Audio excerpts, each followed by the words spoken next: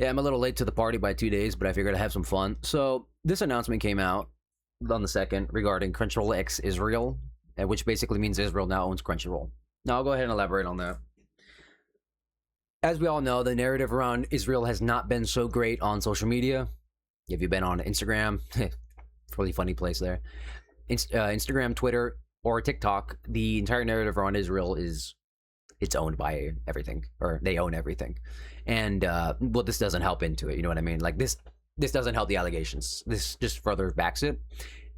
And Crunchyroll, it's had its fair share previously of conflicts regarding localizing, subsidizing, captioning, narratives being placed, political agendas and ideas, all within the subtitles. Like Miss Kobayashi's Dragon Maid not being properly translated, and then the dubbing also have a political narrative. That had its own thing in there. What does this mean that we're looking at? I'm going to elaborate on that. What we had, and I'm not a political guy, what we had was left-wing propaganda and agenda being pushed into Crunchyroll about 2 years ago. They were paid to do that. They were the employees. Israel's the manager. So now the manager's taking over. So now Israel, and you're probably wondering, what are they taking over exactly? I'm gonna go to that right here. So basically here, what they're taking over is they're taking over subtitling. The Crunchyroll staff used to use Egi Sub and OSS, which was just for like localizing, captioning, translating, all of that stuff for, you know, making the subtitles. But they have been forced, as I had seen, it's not a, we're going to make this switch, okay, guys, get ready. No, they've been forced to make the switch over to this one. Ona, I don't really know. But it's a complete Israeli software.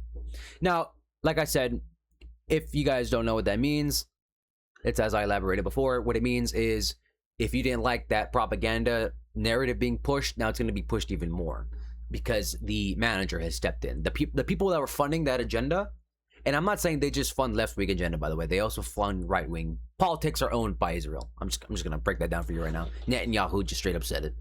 So these ain't even my words. These are his. So, yeah. That's the quick little breaking news. Crunchyroll is now being bought by Israel, which is just so sad. And what I'm going to tell you now is I use Crunchyroll for convenience, right? I'm not a big Crunchyroll guy. I like, it doesn't have a lot of like the library that I like, but it was convenient because it had its own app, unlike all the others.